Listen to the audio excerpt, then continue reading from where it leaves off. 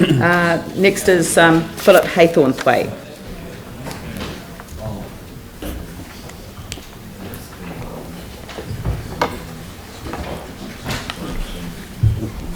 Good evening, Madam Mayor. I put this submission in to you, Madam Mayor, ladies and gentlemen, with regard to the issue of our city's bus system and the work that we have to do to continue transferring people to it. Now, the reason why you have the suggested list in front of you is because if you go round most of them, you have a bus shelter on one side of the road, such as, say, on North Avon Road. But immediately opposite it, at Delta, there is a bus stop, but there is no shelter going for the bus route in the opposite direction.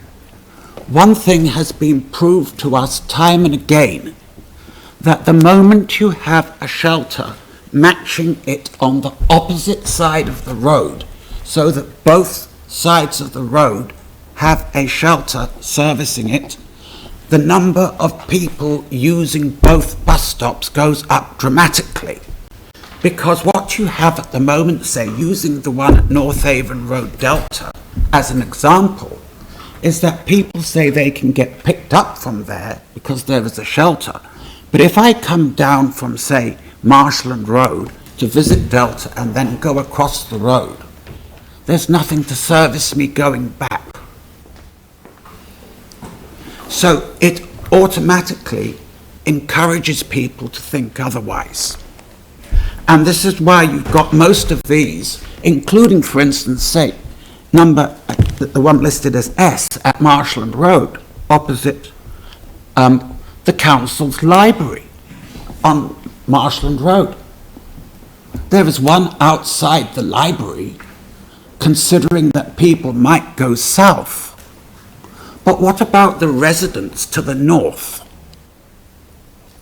They have to cross the road, and yet they can still be hit by the storm and have nothing to protect them.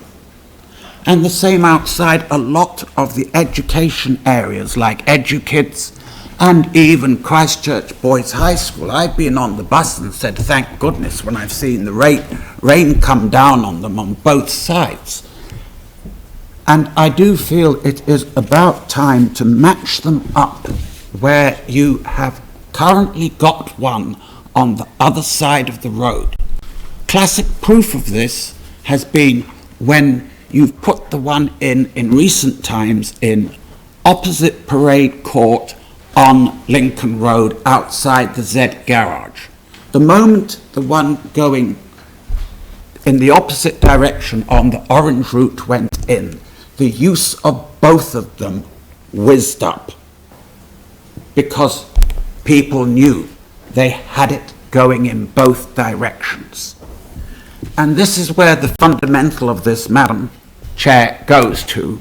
And although I've left it saying there 303 Worcester Street, I am, of course, now thinking of Hereford Street, where you've moved Route 62, and that one we didn't move anything. Under DD. We did not move anything. We don't control the routes, as you know.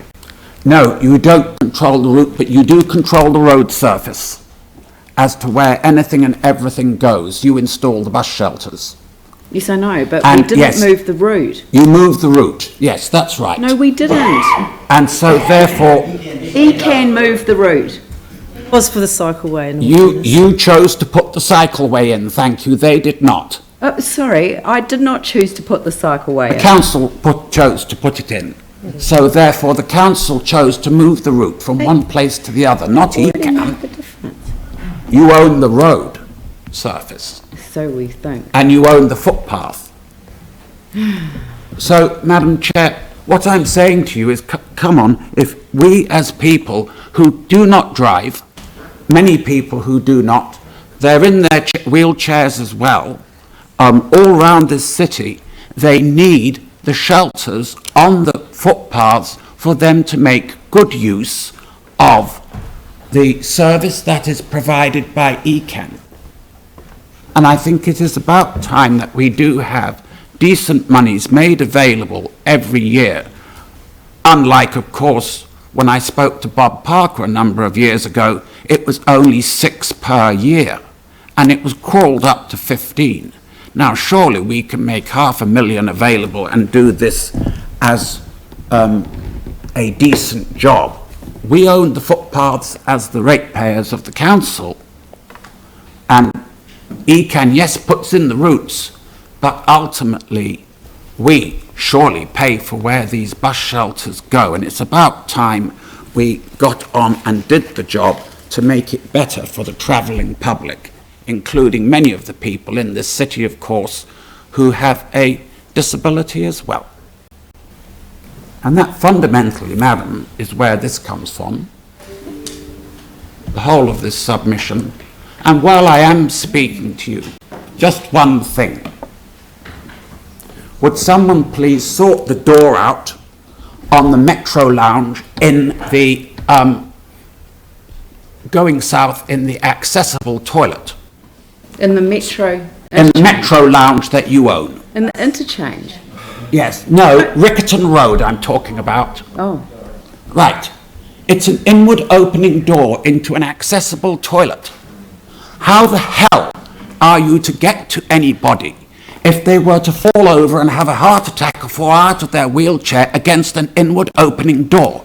It's totally illegal under the Building Act as well. I agree. Which idiot chose to put that door in? Okay, well, I will take full responsibility. I'm a complete idiot, and I'm sorry.